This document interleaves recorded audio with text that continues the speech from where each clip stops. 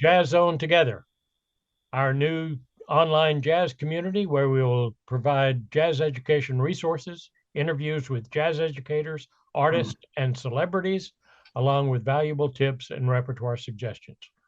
We're pleased today to be joined by one of the truly exceptional jazz icons in the world, Paquito D'Rivera.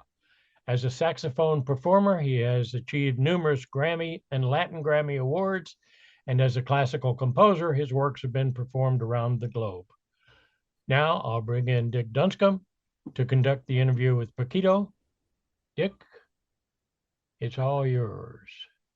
Thank you, Bob. Wow, Paquito, how you doing, man? Very good. A little cold here, but I am inside, so playing some music and having some fun here.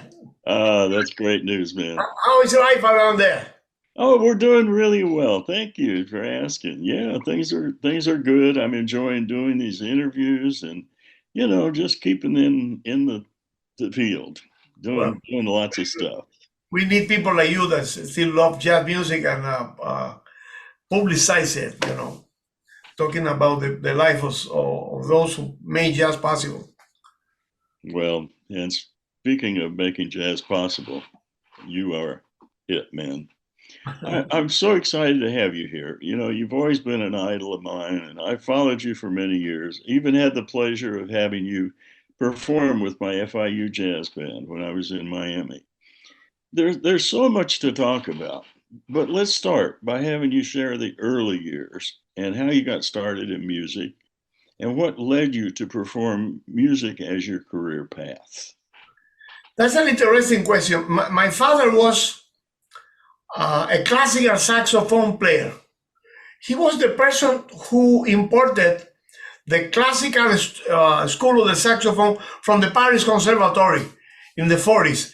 And he got a group called Conjunto Sinfónico de Saxophone, Symphonic Group of Saxophone, with 6 or 8 colleagues that get together to play Lecona and Stravinsky and Weber and all those mainly European composers. But he was a classical player, but he loved the sound of Stan Getz and Lester Young. I don't blame him for that. And then he played for me my first jazz recording, which was Benny Goodman live at Carnegie Hall. That concert in 1938. Ever since I was in love with this music, I asked him, what is that? And my father said, that is swing. That is the city of New York, and that is Carnegie Hall. When he said Carnegie Hall, I understood carne y frijol, which means meat and beans. He said, no, Carnegie Hall is a theater, and that, So that was just my first LP. Still today is one of my favorites. Still I have that LP. But I bought one here. And then after that, Artie Shaw, the Ellington Orchestra, Paul Desmond, Charlie Parker, Dizzy Gillespie, Lester Young, Stan Getz, and all those, Al Garodoro. Well, so many different composers and instrumentalists. And I grew up listening to every type of music. Well, I'm sorry, only the good ones. Like Duke Ellington said, there is only 2 kinds of music: good music and the other stuff. That is what he say. And we all know what the other stuff is. So, and then I in my house there was no difference. In the radio we can listen to Weber or Mozart, and my father loved Mario Lanza, for example. Mm-hmm. Mario Lanza and the Ellington Orchestra, and but mainly the Benny Goodman Orchestra, with who became one of my first favorite pianists was Teddy Wilson. Still today I am in love with Teddy Wilson. From the pianist from that era, he is my favorite. He's such a lyrical player. He combined beautifully his wonderful technique with his lyricism. Mm-hmm. So I don't remember why I'm telling all this to you, but but I am happy talking about Teddy and all those wonderful musicians. So, your father was a big influence then, obviously. And how did you pick up the clarinet or saxophone? Which did you start with? My father was also the very modest representative of the Selmer Company in Havana in the 40s, in the 40s. So he was retired from the army, and he practiced his tenor saxophone 26 hours a day. The entire day he was practicing. And he saw my interest in being a saxophone player. So first he gave me a plastic saxophone that I blow next to him. Or he was practicing, I used to sit next to him. That's what they say. And then when I was like 5 years old, he ordered for me a curved soprano, Mm-hmm. Selmer curved soprano. They still have that instrument. And he taught me how to play it. And he presented me 9 months later in public playing the soprano with a group of with the saxophone quintet from some friend I had in a big band called Orquesta Continental. So the saxophone quintet or the Continental Orchestra.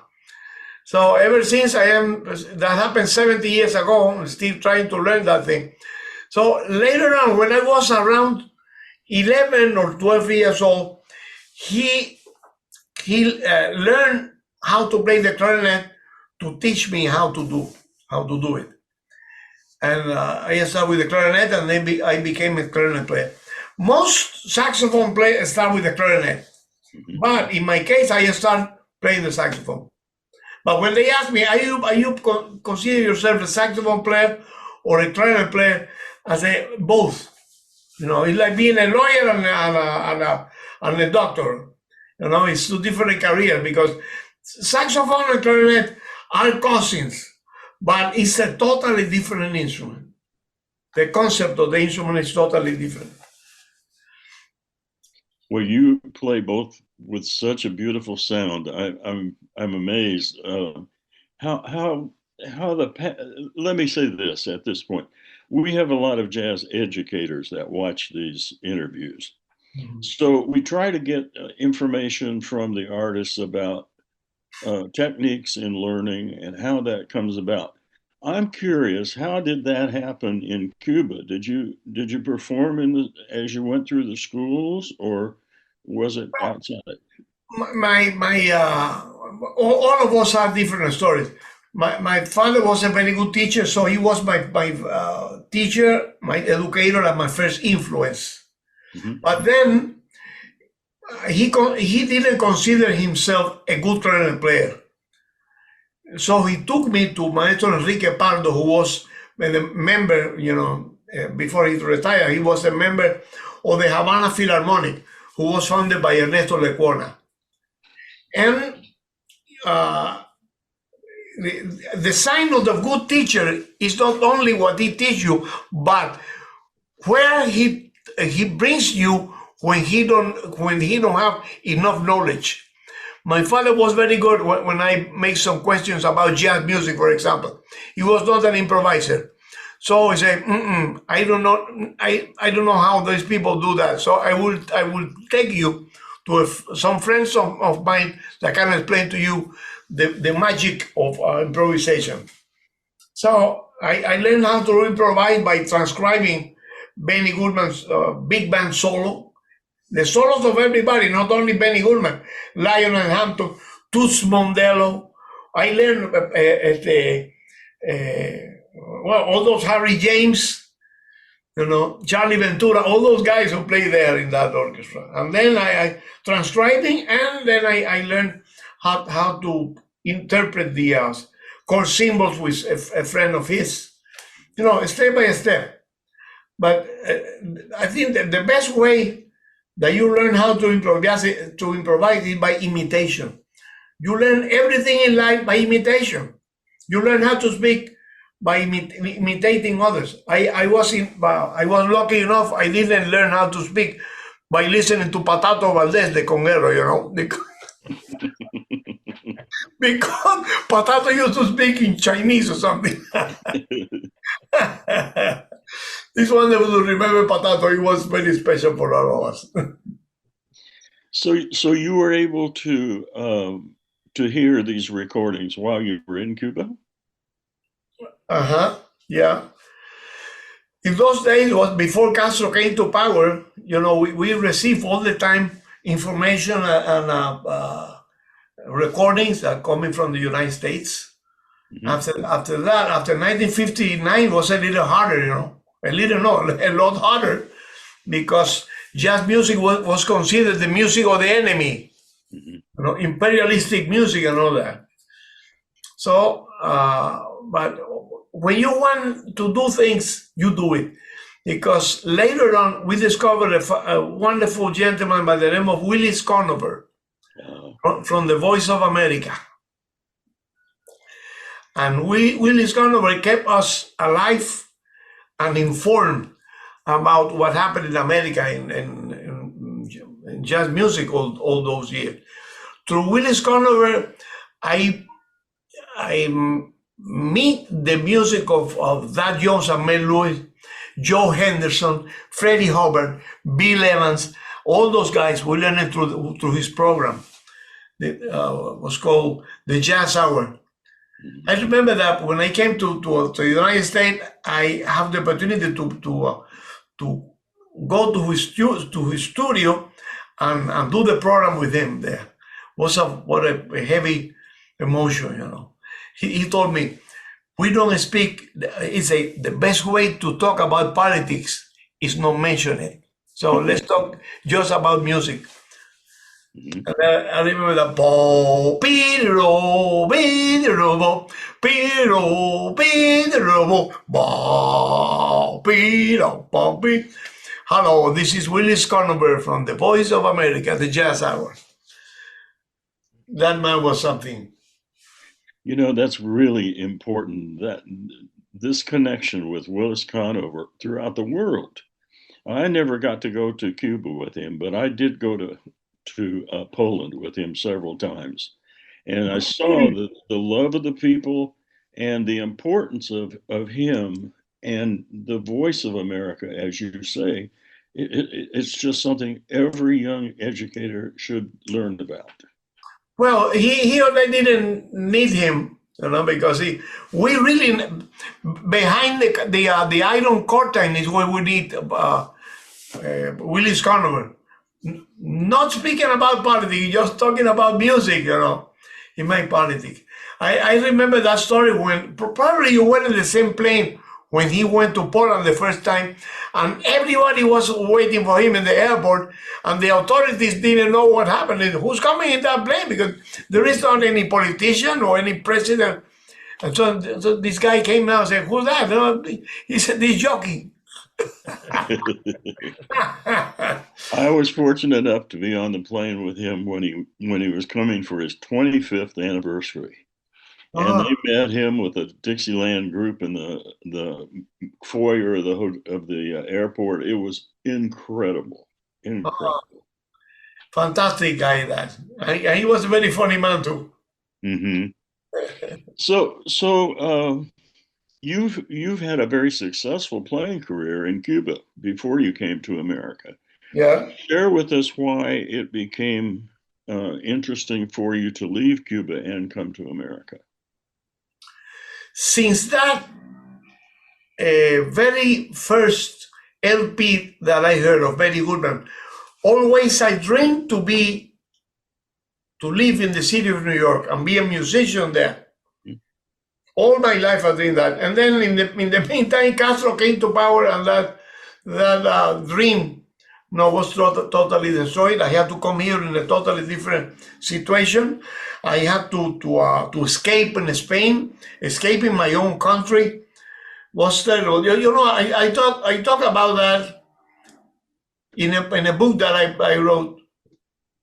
The great Woody Allen always say that comedy is tragedy plus time, and in that book I talk about that escape, in in the Madrid airport in 1980. My book is called, well, my first book, because I wrote other books. This book is called My Sax Life. Mm-hmm. And then I explained all that dream that come true many years later. And finally I got here, and I made my dream come true by becoming a musician here in New York City. Now, I know that the development of Ericari was very special also throughout this period of time. Talk a little bit about that very famous and influential group. We just celebrate 50 years of Irakere in Miami. Mm-hmm. That a couple of weeks ago in the Alien Arch Center was packed house, and we reunite Arturo Sandoval, Chucho Valdez, and myself, three of the former founder members of Irakere group. Irakere was a group that came out of a group called Orquesta Cubana de Música Moderna. It was a big band that they put together to play jazz after so many years of repression and prohibition. Don't ask me why. The government put together a big band to play jazz. And before that, they have been forbidding that because of the music of the imperialists. You never know why. Of course, after 2 years, the orchestra was not working anymore. And then Chucho decided to create Irakere. I used to conduct. I conduct the Orquesta Cubana de Música Moderna 2 years. But after 2 years, they took me out of the orchestra with no explanation. They sent me home to rest. I wonder who told them that I was tired. You know? Well, I insisted in playing jazz, and they didn't like it anymore. So Chucho and Oscar Valdez, no relation, no familiar relation. He was the singer and percussionist of Irakere. They decided to do in a smaller group with more mobility, was a 10-piece group or something like that. So that was the beginning of a group that had an unbelievable impact in jazz music as well as in the dance music in our own country. So I think it was the first group that influenced both in dance music and in jazz music too. Mm-hmm. Inside our country and around the world. You never know. It reminds me of Dizzy Gillespie and Charlie Parker. Dizzy Gillespie told me once, somebody told him, Dizzy, you were the inventor of bebop. And Dizzy said, I didn't invent that shit. But you've been playing bebop for so long. I said, no, that was part of a movement of young people, very creative. We try to do creative music and all that. We didn't know that we were inventing nothing. The same thing with the Irakere. We try to do good music and be creative. And suddenly, nothing happened, But when you have to just do what you have to do. That is what it is. And the result was bebop when Dizzy and Charlie Parker were working. And in our case, the result was Irakere. That it's just such a very important stage of jazz development to know about this group and to know not only who the founding members were, but to see the way that the world accepted it. I mean, you went on tours everywhere. Yeah. And it's the only band in our country that the people, that dance group that the people didn't go and dance. It was a little frustrating because we're doing dance music and the people stay in the front of the stage watching us playing. Mm-hmm. The only other band who managed to do that was Benny Moré, a wonderful singer, Cuban singer. He was very charismatic. He was very simpático, Benny Moré. He loved big bands and he put together a wonderful big band. They had a cowboy hat, and he was very special. And he used to do dance music. The people didn't dance to him because people want to see him by performance. The only group that managed to do that was Irakere. Okay, so you're in New York now.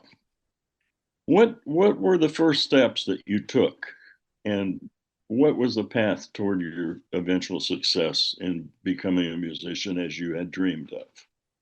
I was very lucky because my mother and my father used to live here since 1968. When I came here in 1980, they were already established, very modestly, but established here. And the beginning of the story is that in 1978, Bruce Lumbaugh, no, Dizzy Gillespie and Stan Getz and Air Father Hine and David Dunn, they went to Havana in a cruise, in a jazz cruise.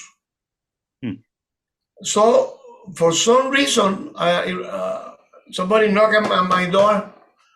No, somebody left a paperback in my door. I said, Paquito, where have you been? We've been here looking for you. And it was signed by Dizzy Gillespie. I said, what type of job is this? And then I went to the grocery store in the corner. Then I didn't even enter the place, and the bodeguero, the guy who was attending there, said, did you see the note? I said, what note? I thought I was convinced that it was a joke. So here there was a chubby black guy dressed like Sherlock Holmes looking for you. See, a chubby black guy dressed like Sherlock Holmes? That must be Dizzy Gillespie. And then the guy, Dizzy who? Of course, he didn't know who Dizzy Gillespie was. And to make a long story short, Arturo Sandoval found him in the port, in the Havana port. He saw a big ship, a big cruise, and Dizzy Gillespie coming out of the ship. This is not possible. What is it? And then he approached Dizzy, and he told him, I am a trumpet player. Do you want me to take you around the city? And Dizzy, of course, Dizzy was totally crazy. He said, yeah, why not? He went with him, and Arturo took him to my house. And that was the thing is that there was a jazz cruise called the Daphne, with all those guys, David Arnam and Stan Getz. For some reason, they stopped in Havana, and there was nothing in the newspapers. In the newspaper, they speak only about Fidel Castro, not the speeches and all that. So that was the beginning of the end. It was the beginning of a wonderful friendship. Dizzy came to New York. Dizzy and Stan Getz, they went directly to CBS Records. The president was Bruce Lumbaugh, talking about this group that they saw them. You have to check out that group called Irakere. So Bruce Lumbaugh took a plane and went to Havana and said, I want to see this group. And well, that was when we were signed with CBS Records. It was the first Cuban group signed to an American company in 20 years. Interesting, huh? Yeah, and where did that group play when they came to the United States? We played Carnegie Hall. Mhm. Carne y frijol. Oh yes, that's Then we recorded and we went to Switzerland to the Montreux Jazz Festival. mhm. When Montreux used to be a jazz festival, not anymore. Amen. Amen. Now it's a pop festival. Yeah, right. Still they call it jazz festival, but it's a pop festival. Yeah, unfortunate. Yeah. So you've achieved many awards. It would take us the remaining time that we have on this interview to give a list of all of those. But give us your thoughts on one or more of those awards that you consider the most significant.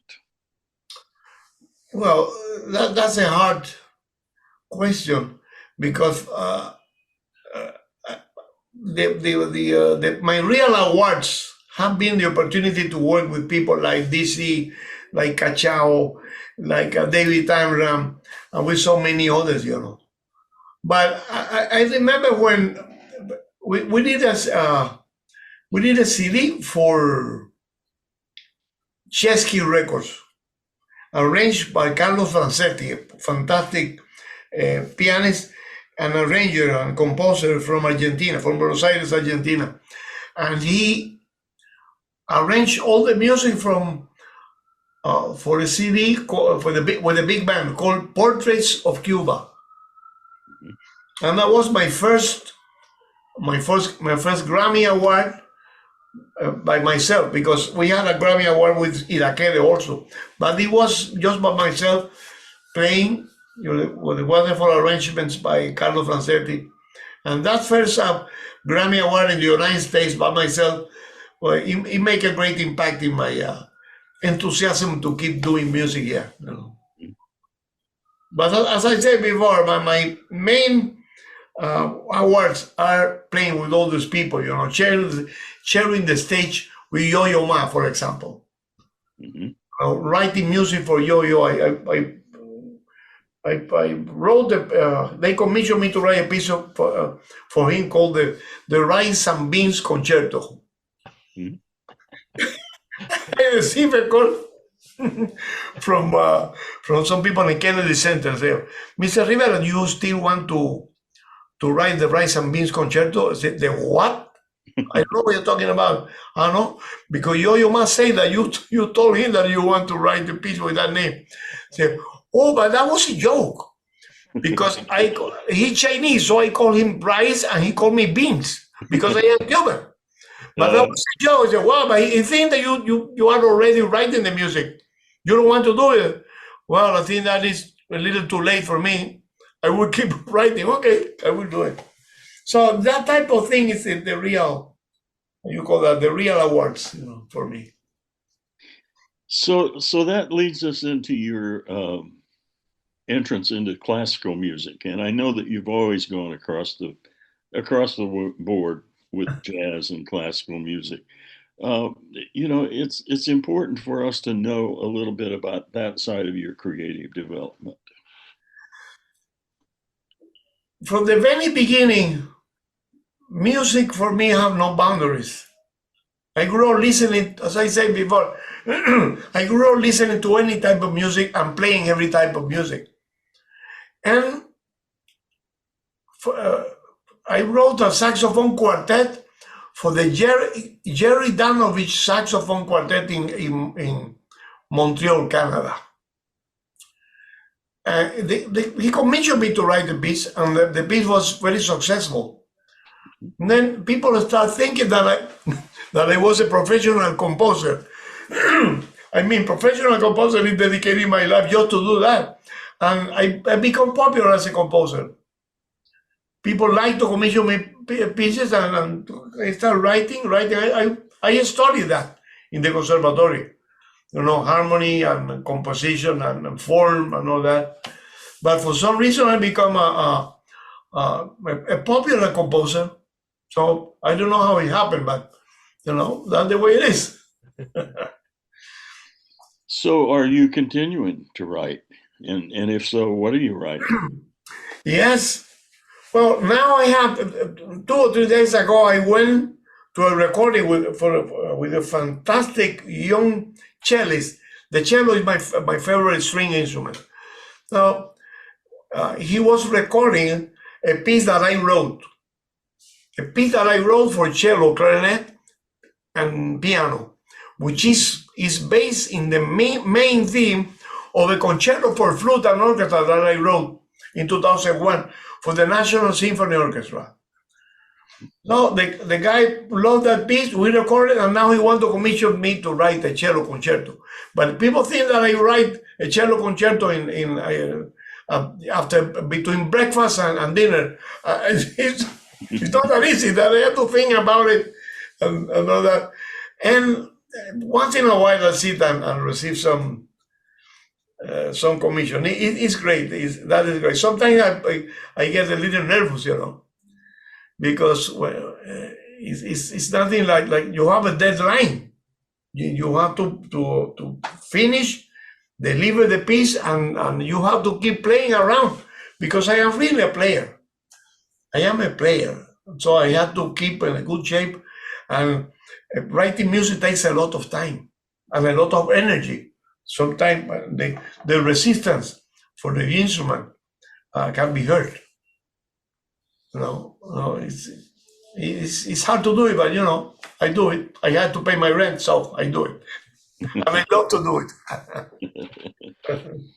Well, that's exciting to know. It really is. So, I mentioned earlier, a lot of young educators and young students watch these interviews, and you have given so many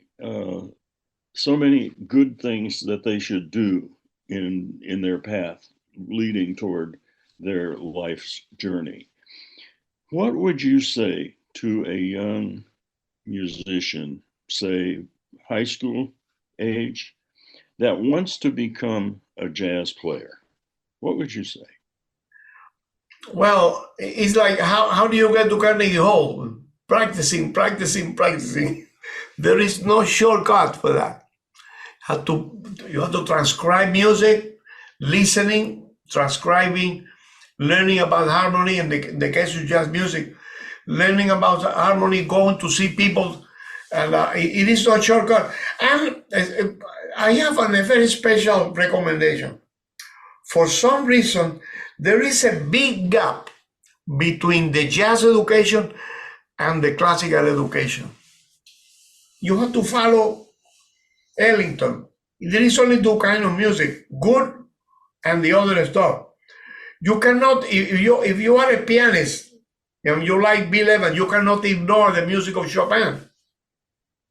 And sometimes when you listen to a wonderful classical pianist, and they cannot accompany a singer in a simple song, how is possible that? Some people in the classical field, they don't know nothing about harmony. They have no idea what a harmony is. Maybe it is, I am convinced that maybe this is it, because all those great European composers, they wrote all that music so well written that they don't have to worry about it. It's like going to a restaurant. You don't know what they put in the food, but the food tastes good, and you don't know what is. But if you're going to invite somebody to your house, you have to know what to do with that, with all those condiments. The same thing. We should learn all about the other side also. Not ignoring.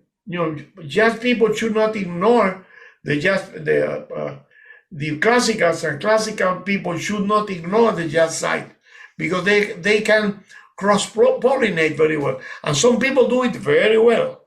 Wynton Marsalis is an example. Mm-hmm. Makoto Hosono.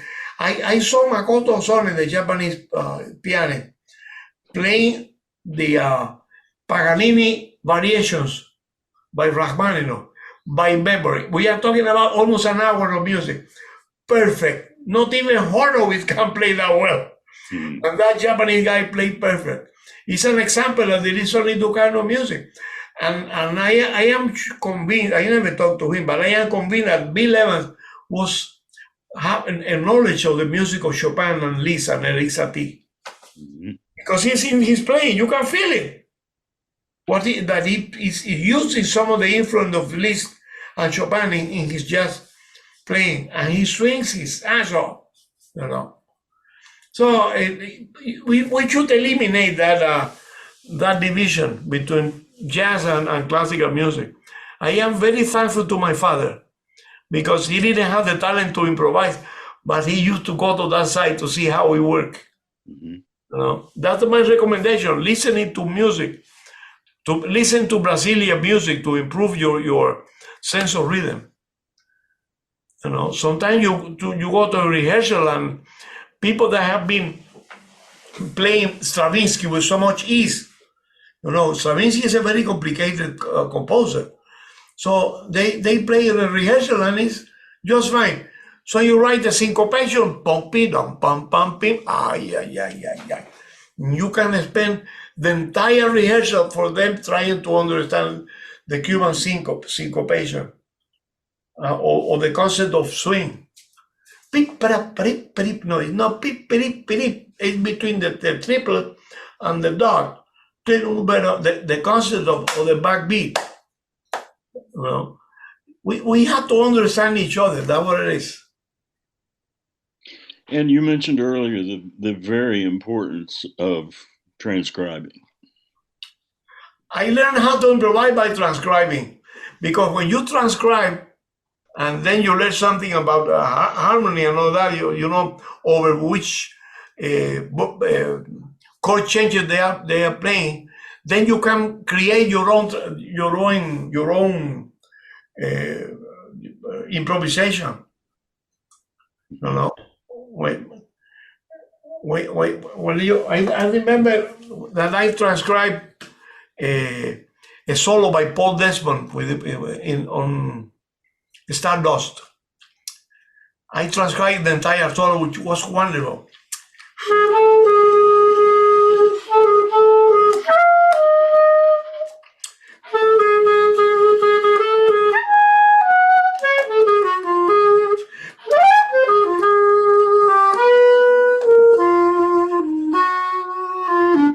So what you do is you transcribe that, then you can elaborate something on top of that.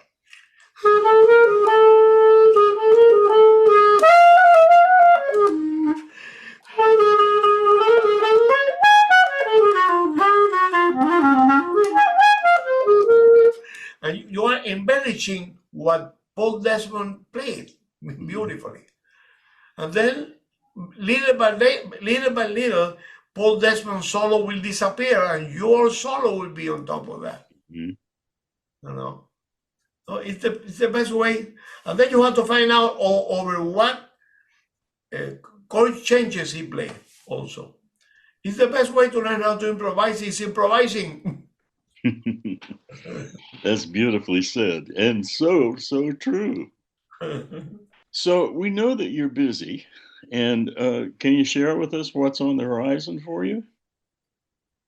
I have a tour in Spain, mainly in Spain and Portugal in the summer, and I am premiering, and I have received a proposition of celebrating my 70 years in the music business with the it's a wonderful symphony orchestra in Valencia. So they are playing my rice and beans concerto. But there is a guy, one of the instruments is the erhu. It is written for clarinet, cello, and erhu. But the erhu part is going to be played by Antonio Serrano, a wonderful harmonica player from Spain. And then we are touring with that group. It's about having fun. Well, just keep doing it, my friend. It's so important for all of us to hear you and to enjoy your music. You know, Paquito, I have to tell you, I have 3 favorite concerts that I've heard throughout my career. And one of them was by you at the Midwest Band and Orchestra Clinic. And you did a concert that was reminiscent of all of the different styles from South America. Do you remember that? I do that once in a while, yes. My concert is supposed to be like journey through the music of Latin America, because the contribution of Latin American musicians on the American mainstream music have been great. So I try to pay tribute to all of them. Jobim, Lecona, Machito, all those guys, you know, Mario Bauzá, Beo Valdés, Chucho Valdés have been a great influence to American music. And well, American music have been a great influence in us too. You call that cross-pollination.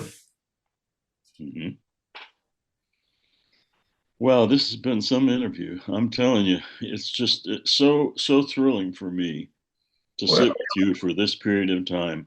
and to know the number of people that are going to benefit from hearing this beautiful interview. So I would ask one more thing before we stop. What do you need? Would you play something for us, very please? Okay.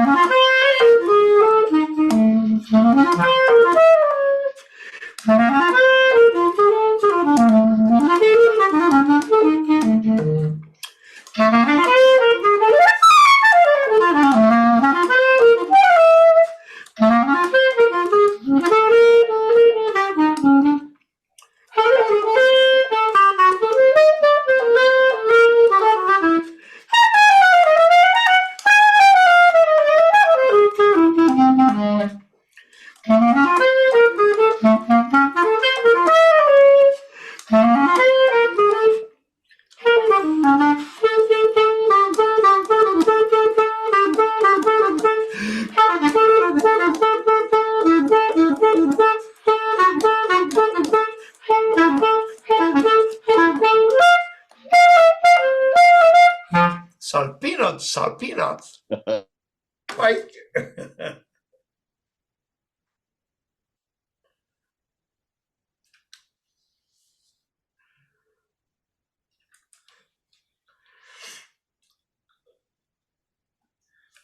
that was good, huh?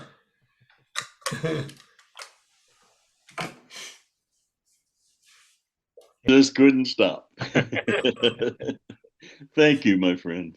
My pleasure. I hope you all the best for that, and hope to see you in person very soon. Me too. And please give my best to Brenda. All right. See you around. Thank you very much for joining us. Thank you for Appreciate your having me, input. Mike. Thanks. To our viewers, thanks for joining us for this Jazz Zone Together interview. Please check out the entire library of interviews. We know you'll find them of real value to your program. Watch for updates as we're adding new interviews regularly.